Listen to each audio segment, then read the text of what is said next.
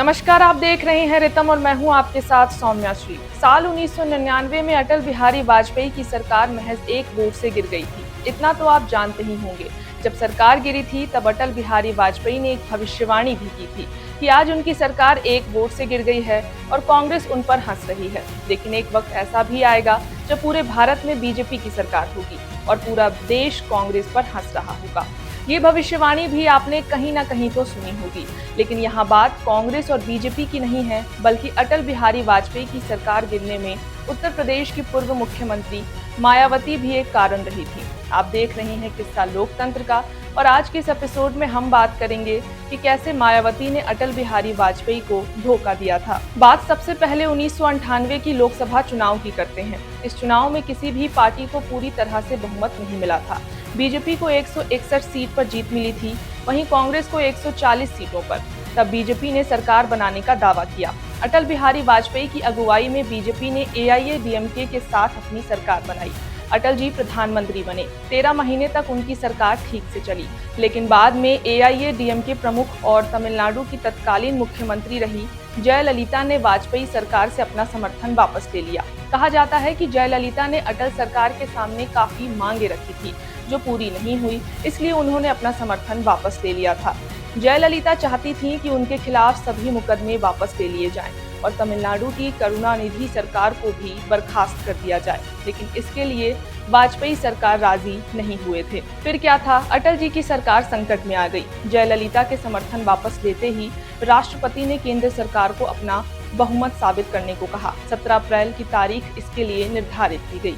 BJP कई राजनीतिक दलों के प्रमुख से मिलने लगी। मीडिया रिपोर्ट्स के मुताबिक बीजेपी ने बसपा प्रमुख मायावती से इसके लिए खास बात की थी।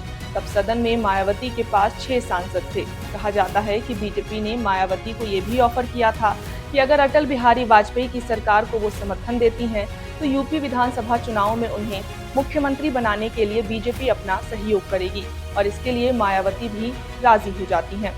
लेकिन 17 अप्रैल को सदन में जो होता है वो देख बीजेपी भी अचंभित रह जाती है। मीडिया रिपोर्ट्स के मुताबिक 17 अप्रैल की सुबह सदन में मायावती अटल बिहारी वाजपेयी से मिलती हैं, उनके पैर छूती हैं, उनका आशीर्वाद लेती हैं और बसपा बीजेपी के साथ है इसका आश्वासन भी देती हैं।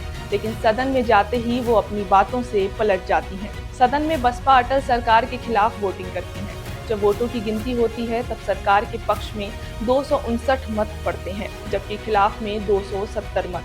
अटल जी की सरकार केवल एक वोट से गिर जाती है। आपको बता दें कि इससे अटल जी काफी निराश हो जाते हैं। वहीं विपक्ष में बैठी कांग्रेस और अन्य राजनीतिक दल सरकार गिरने पर काफी खुश होती है।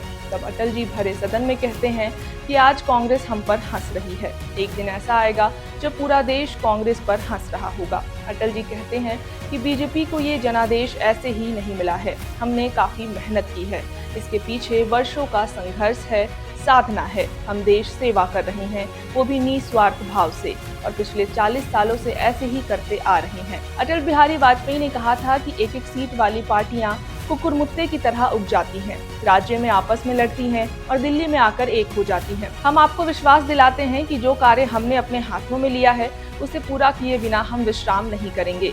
अटल जी का ये भाषण आज भी याद किया जाता है। इस भाषण के बाद अटल बिहारी वाजपेयी अपना इस्तीफा राष्ट्रपति को सौंप देते हैं। हालांकि इस बीच राजनीतिक गलियारों में यही चर्चा थी कि मायावती ने बीजेपी को धोखा दिया है। जानकारी के मुताबिक अटल बिहारी वाजपेयी की सरकार गिरने के बाद एक प्रेस कॉन्फ्रेंस में मायावती ने कहा था कि भाजपा ने यूपी विधानसभा चुनाव में हमारे विधायक तोड़े हैं, इसलिए आज बसपा ने बीजेपी को समर्थन नहीं दिया।